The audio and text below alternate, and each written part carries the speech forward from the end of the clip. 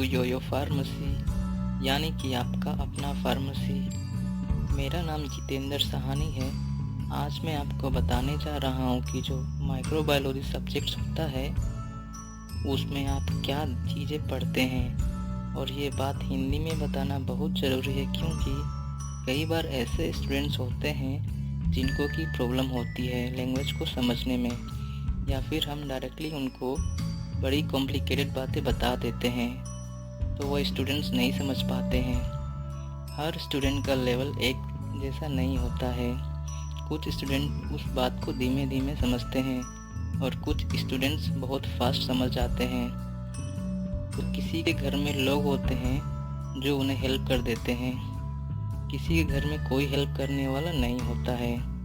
तो किसी को भी डिप्रेस होने की ज़रूरत नहीं है। सबसे बड़ी चीज़ क्या होती है कि अगर आपको कोई सब्जेक्ट पढ़ना है या कोई भी चैप्टर पढ़ना है तो सबसे बड़ी चीज़ होती है, जैसे कई बार एग्ज़ाम टाइम में आप जब वाइवा देते हैं एग्जामिनर के सामने, जब एग्जामिनर पूछता है कि भाई माइक्रोबायोलॉजी क्या होता है, तो कुछ स्टूडेंट माइक्रोबायोलॉजी ही नहीं समझ पाते हैं। उन्हें कंसेप्ट ही नहीं होता है कि आखिर ये चीज़ जो हम पढ़ रहे हैं वो है क्या।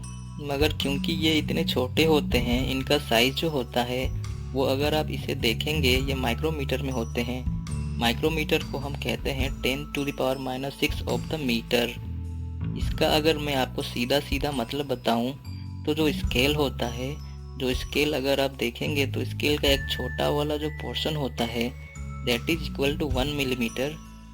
तो अगर आप इस 1 मिलीमीटर को भी 1000 गुना कम कर देंगे, 1000 टाइम्स इस छोटे से पार्ट में 1000 कट लगा देंगे, तो उसका जो एक पार्ट होता है that is equal to 1 micrometre. तो बताइए आप इसको कैसे देख सकते हैं? वो पॉसिबल ही नहीं है देखना। तो फिर हम माइक्रोब्स को कैसे देख सकते हैं जो हमारे चारों तरफ हैं? तो स्किन पे भी बैठे हैं, मुंह के अंदर भी हैं, मगर दिख नहीं रहे हैं। तो फिर आप क्या करेंगे? आप ये करेंगे कि आप माइक्रोस्कोप की मदद लेंगे। और माइक्रोस्कोप जो होता है वो एक ऐसा है जो ऑर्गेनिजम्स को या किसी भी चीज़ को बड़ा करके दिखाता है। तो हम माइक्रोस्कोप से माइक्रोब को देख सकते हैं, वरना हम माइक्रोब्स को देख नहीं सकते हैं। जो दूसरा एक इम्पोर्टेंट क्वेश्चन है कि भाई माइक्रोबायोलॉजी तो हो गई, क्योंकि हम इसमें छोटे छोटे माइक्रो ऑर्गेनिजम्स के बारे में पढ़ेंगे। तो अब दूसरा क्वेश्चन इम्पोर्टेंट क्या है? तो वो आपको यह पता होना चाहिए कि जो माइक्रोब्स होते हैं वो कौन कौन से होते हैं जो हमारे चारों तरफ प्रेजेंट हैं, जिन्हें हम देख नहीं सकते हैं नेकेड आई से। तो इनका अगर कोई आपसे नाम पूछे कि फिर ये नाम बताओ कि क्या होते हैं, कितने टाइप के होते हैं, तो आपको बताना चाहिए कि एक तो बैक्टीरिया होता है, एक वायरस होता है, एक फंजाई होता है और आपके पैरासाइट होते हैं। ठीक, ये चार जो होते हैं ये 4 टाइप के होते हैं। अब लोगों को ये समझ में नहीं आता है कि भाई ये बैक्टीरिया, वायरस, फंजाई, पैरासाइट ये सब माइक्रोब्स हैं, ये बहुत छोटे हैं, हमें दिख भी नहीं रहे हैं, हम इनको अलग अलग क्यों पढ़ रहे हैं? हम इनको अलग अलग इसलिए पढ़ रहे हैं क्योंकि इनकी शक्ल में फ़र्क है, इनकी बनावट में फ़र्क है।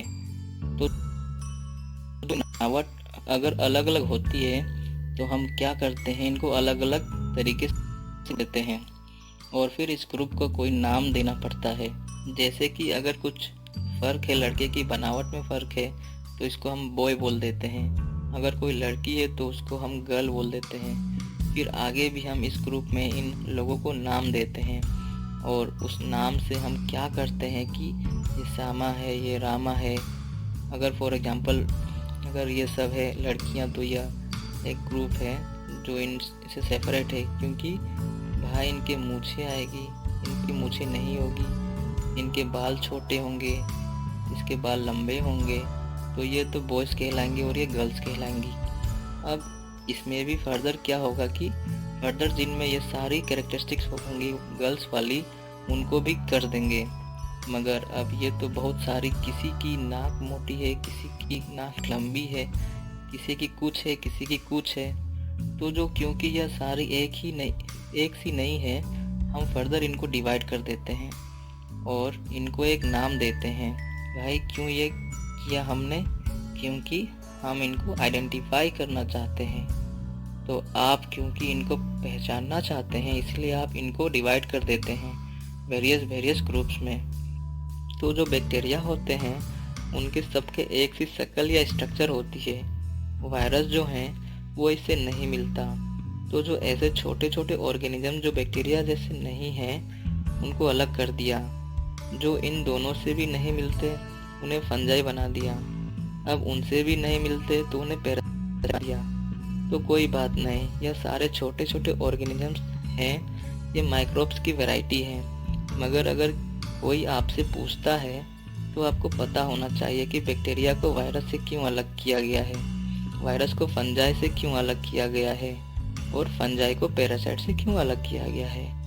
क्या उनकी शक्ल में फ़र्क है, क्या वजह है। अगर आपको यह चीज़ पता होती है तो आप इसको आसानी से बता सकते हैं। तो यही एक इम्पोर्टेंट टॉपिक है जो कि मैं यहाँ पे आपको बता रहा हूँ, और यह आपको पता होना चाहिए। सबसे पहली बात क्या पता होना चाहिए कि माइक्रोबायोलॉजी क्या है, और दूसरी चीज़ आपको क्या पता होनी चाहिए कि माइक्रोब्स जो होते हैं वो कितने टाइप के होते हैं, और अगर बैक्टीरिया, वायरस, फंजाई, पैरासाइट 4 तरीके क्यों होते हैं, तो इनके शक्ल में क्या फ़र्क होता है, तभी आप इन्हें आगे बढ़ पाएंगे।